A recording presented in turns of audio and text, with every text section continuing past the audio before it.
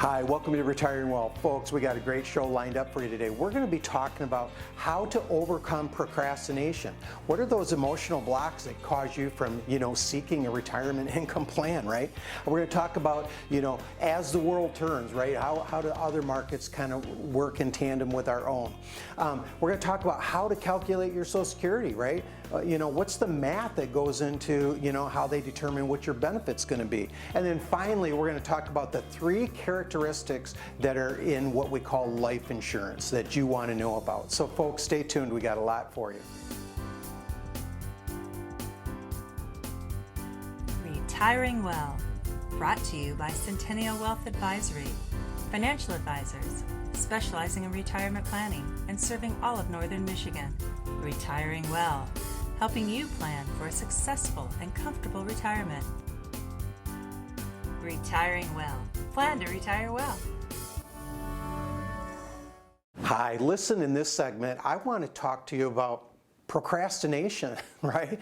What is it that causes us to wait to do something later versus sooner, right? What is that? And especially as it has to do with your retirement planning. Procrastination, you'll find deep roots in what I call anxiety and fear. There's usually what we call an emotional block. Now, for example, let's take estate planning. You'll find people say this, it just seems like if I'm going to do my estate plan, I'm going to plan for death. Right? It just feels like I'm going to die, right? There's an emotional hindrance there, right? Because you feel like if you're planning out your death, all of a sudden, it could happen. That's what we call emotional blocks, and they can cause us to procrastinate or not move forward in what we call planning. So let's talk about some of those emotional blocks. The first one I can think of is what I call, avoidance or self-doubt, right? The fact that, I don't think I have enough of the pieces to really pull together, so why even try? Right? Maybe you've got that idea of, you're kind of marking time. You think, when I get here, then I'm going to be ready.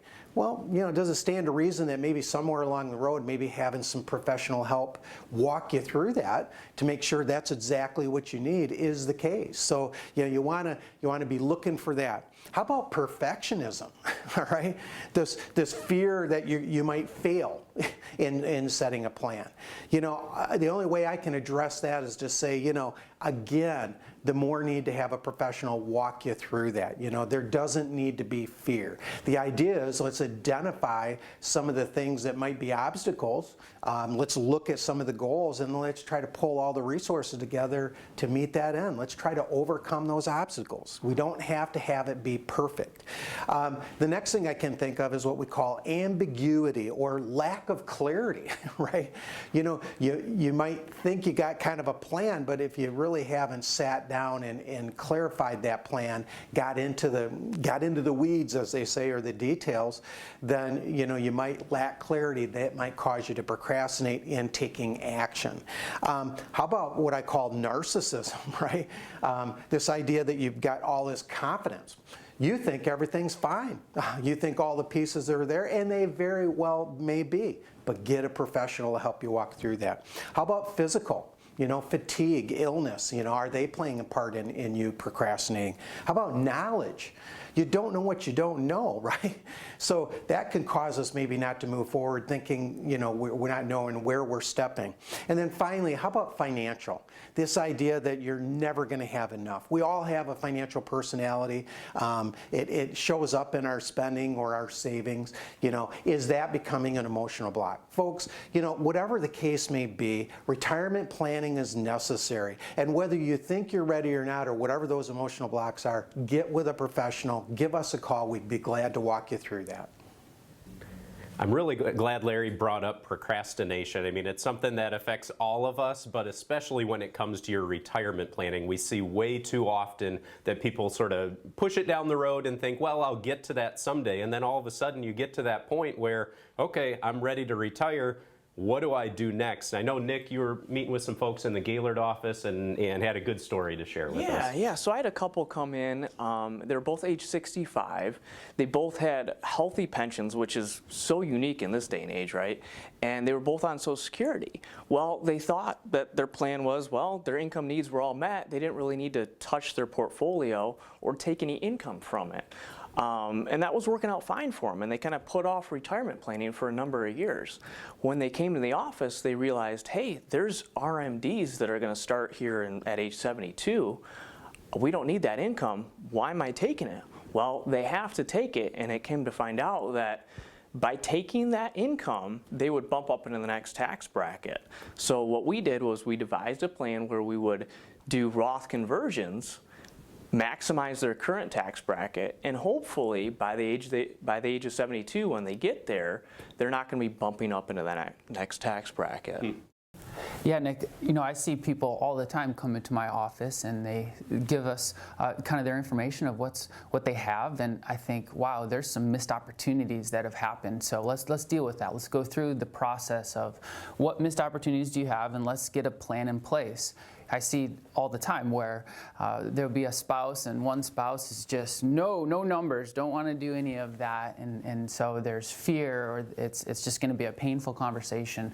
And but by not doing that, what problems are you creating later? And so I like to think of planning as pre-problem solving. Let's get ahead of these problems. Let's be proactive instead of reactive, and keep as many options on the table as possible. Yeah, so we'd strongly encourage you to allow us that opportunity to help you plan to retire well, whether that's looking at a long-term income plan or analyzing your different investments, or diving into your taxes and the different ins and outs like Nick was sharing that you may not be thinking of. And so we'd love that opportunity to sit down with you for a no-cost, no-obligation visit. And stay tuned, as we're going to be diving into how to analyze your portfolio, as well as how to calculate Social Security. Hi, my name is Jack Klunder, and I am a financial advisor with Centennial Wealth Advisory. I work out of our Cadillac office, and we specialize in retirement planning. We take a very holistic approach. We start with investments and see how you're situated there. We do wealth management. We do income planning. We do tax planning, any kind of healthcare issues or needs that you might have for insurance. And then we talk about what your legacy plan might be. So if you are nearing or in retirement and you have questions that you want to go over, please give the number on the screen a call, and we can have and set up a free, no obligation consultation.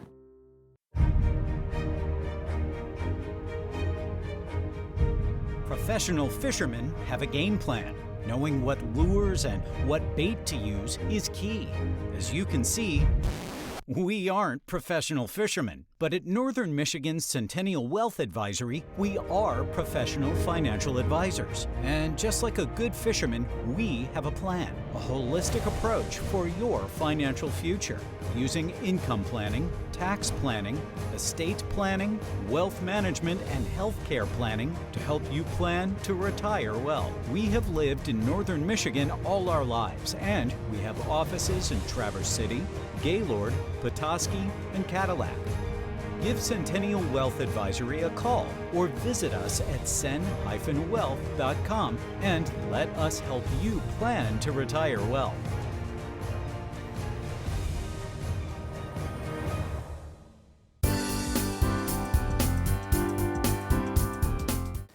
Have you ever seen that soap opera called As the World Turns? Well, folks, as it comes to our markets are very much connected with the rest of the world. We are much more globally connected than we realize. Now, I challenge you to take any browser, your web browser, and go to that financial section where you can see what the S&P 500 is doing, and they show you that chart. And I want you to compare it with another ticker called the VEU. That's Victor Edward Uncle, okay? Now basically that's all the rest of the world except us.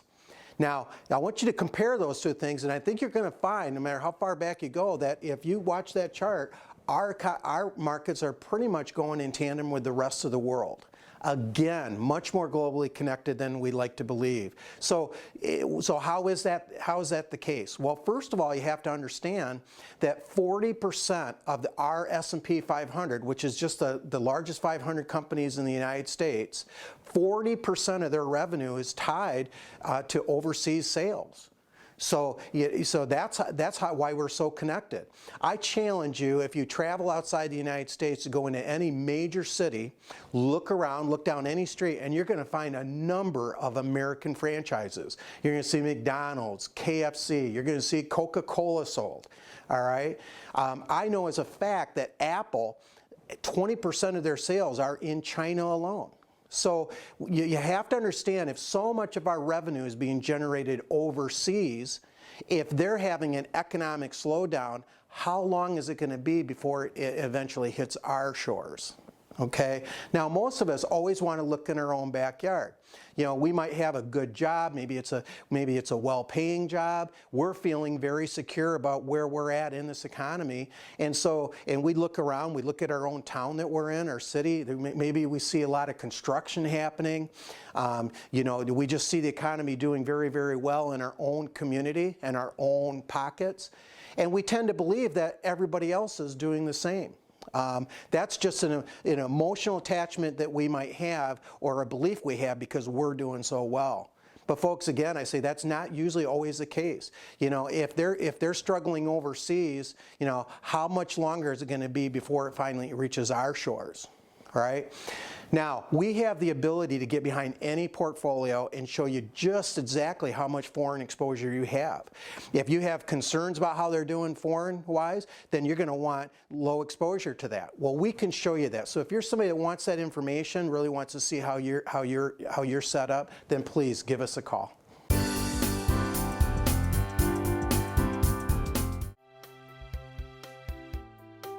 If you are retired or soon to be retired, let us help you plan to retire well. Centennial Wealth Advisory specializes in retirement planning and has offices in Traverse City, Cadillac, Petoskey, and Gaylord. We'll never pressure anyone to become a client. Our goal is to inform and educate. Simply attend one of our live events or schedule a meeting at one of our Northern Michigan office locations for a free, no obligation retirement review.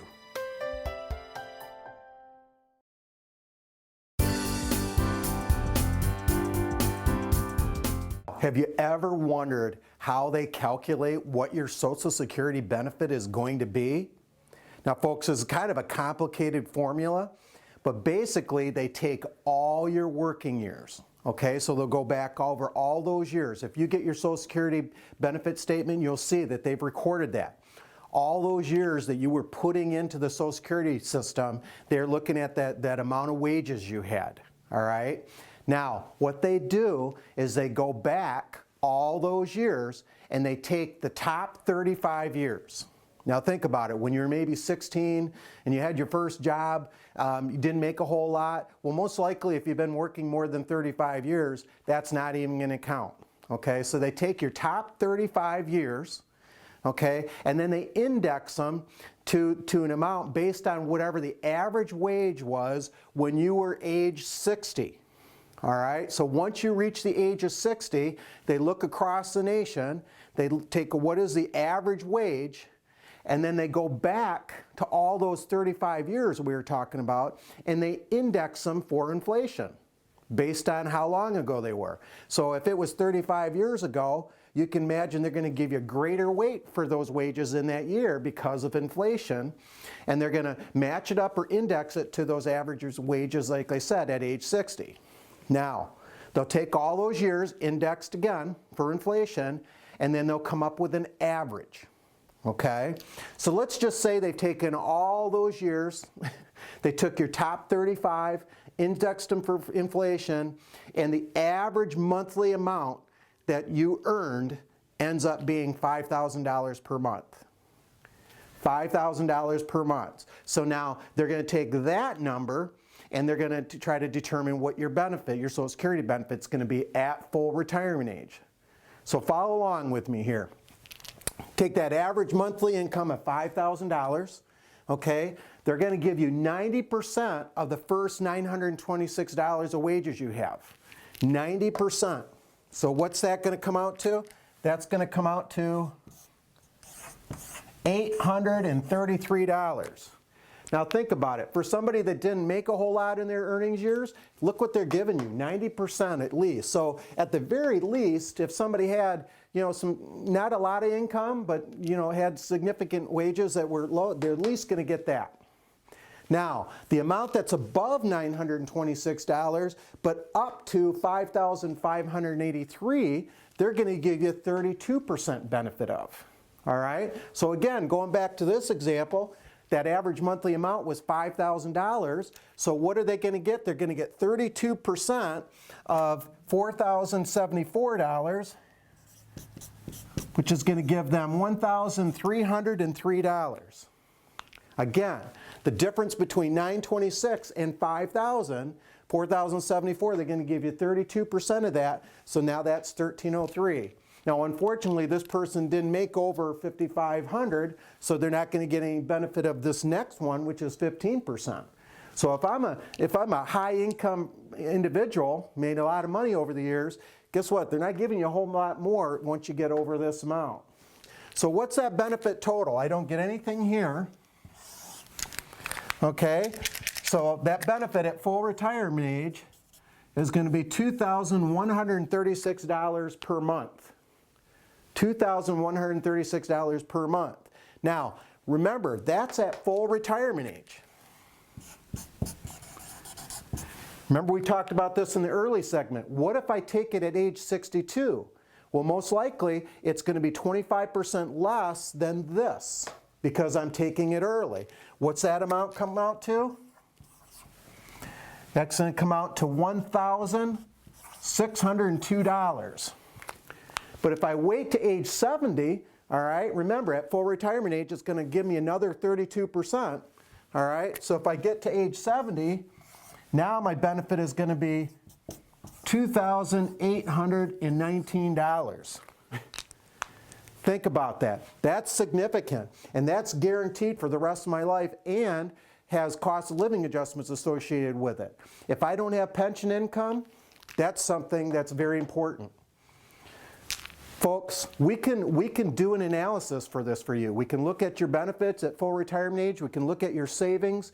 We can look at, what kind of income you think you need, and we can develop a plan for you. So I encourage you, give us a call. If this is something you want us to work out for you, then give us a call. All good information that Larry shared there, and that is one of the key things when you're looking at your overall portfolio. We do have the ability to dive behind the scenes and really understand how you're structured and what that looks like for you going forward. But one of the other topics that I think is very important is Social Security. And I know, Jack, you're in the Cadillac office and having a lot of conversations with people lately about Social Security. Yeah, for sure. One of the most common questions I get asked is, well, what's the best way for me to file? And that's a great question, and the great answer really is another question. Well, what's your situation? We have to dive into what kind of contractual lifetime income do you have? Can't have retirement without income. So what incomes are we maximizing out? Social Security is a great one to analyze. The tools that we have to dig behind all the different possible ways to file or to delay your Social Security are powerful in making a solid retirement plan. So going through and getting that background information is super helpful in having a really good answer. Yeah, exactly right, Jack. I mean, over in the Gaylord office, what I've come into finding most frequently is a lot of our clients, they want to take and start Social Security to maximize their survival benefits. So if you're familiar with Social Security at all, you might know that the surviving spouse gets the higher of the two Social Security payments. So what a lot of clients do is they'll take the lower Social Security first at age 62 and then defer the higher Social Security payment as long as possible. But everybody's situation is unique, like Jack Jack mentioned. So let us dive into those numbers and kind of figure that out for you. Yeah, and again, it comes back to mapping out that long-term plan for you and what your income structure might look like, and that's where we've talked about pensions aren't as common as they used to be, so that's where Social Security might play that much bigger of a role for you when trying to lay out a long-term plan, and how those investments match up with how to structure that income plan is potentially very vital for your overall retirement plan. So we'd love the opportunity to sit down with you for a no cost, no obligation visit. But stay tuned, as we're going to be diving into a blast from the past with Mike Reese, and we're going to be talking about life insurance planning.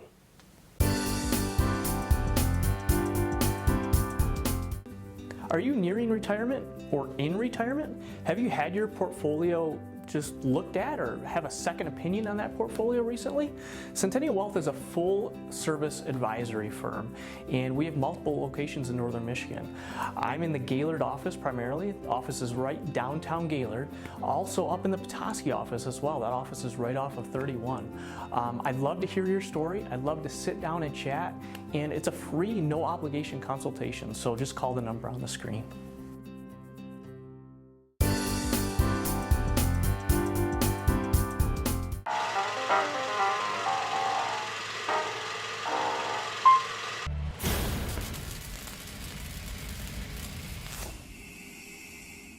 This week in Chalk Talk, we're talking about life insurance and the various uses of life insurance.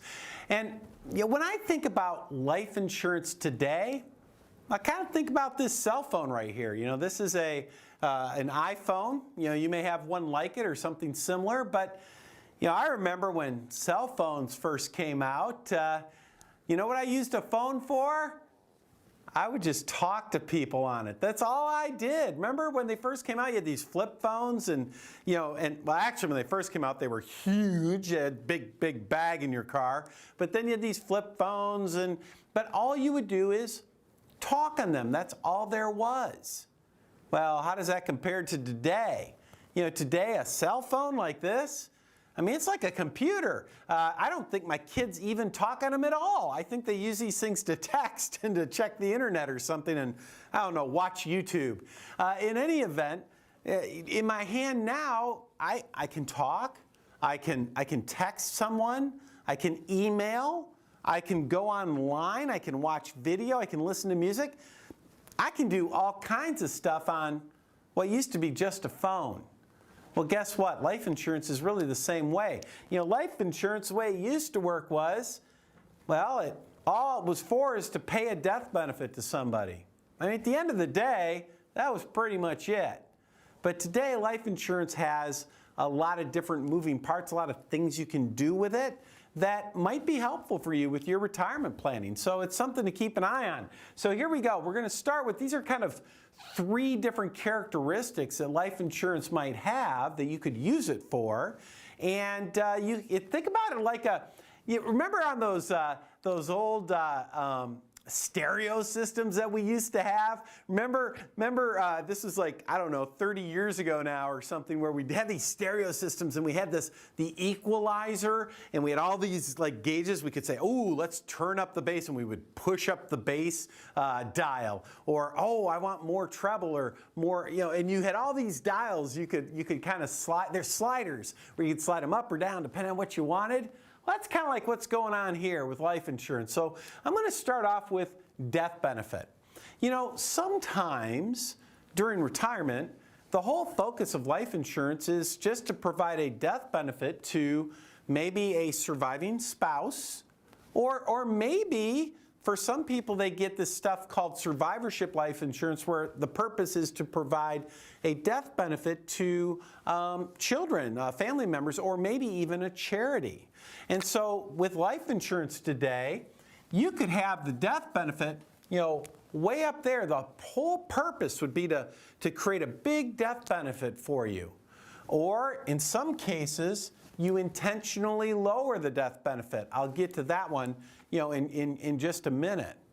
Well, the second slider we can have out there is it's LTC, which stands for long-term care.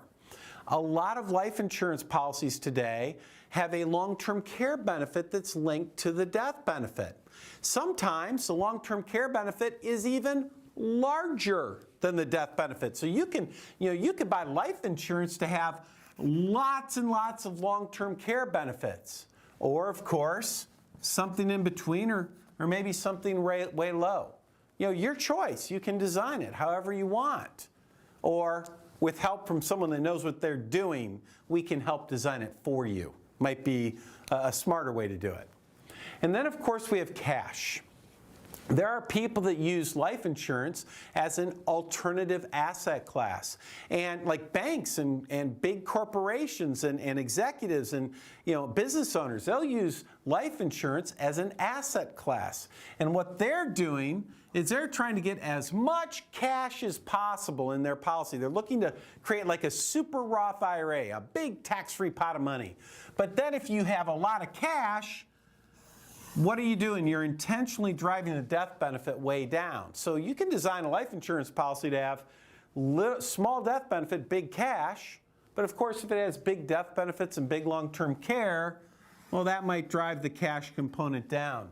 So as you can see, life insurance can be designed a lot of ways to do a lot of things in today's world. Just like a cell phone is no longer just a phone, life insurance is no longer just about the death benefit.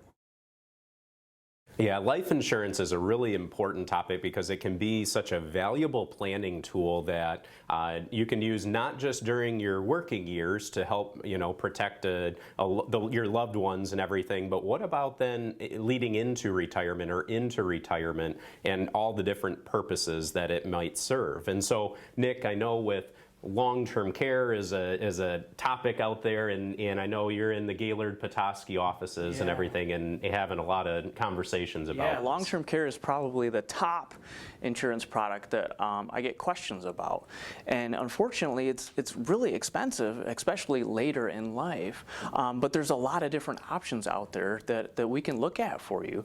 I know Jack's come across that a bunch as well. Yeah, I was in the Cadillac office and had a client come in, and we looked at their holistic plan and everything was in place. And their top concern at that point to finish up this plan was long-term care. So we used our resources and we got some quotes. We analyzed, how much a long-term care policy would cost for them. Realized that it's really not going to be to their advantage. And then we went into their current life insurance policies and started exploring those and really taught them, like, you have some options inside of your current life insurance policy to address those long-term care situations. And one of the only certain things sometimes in life is change. And so life insurance is one of those things that change over time, your need for it. And so if you want to come in and get an analysis done about what kind of life insurance do I need or what would be helpful for my overall planning, is great to do that analysis and just learn about it.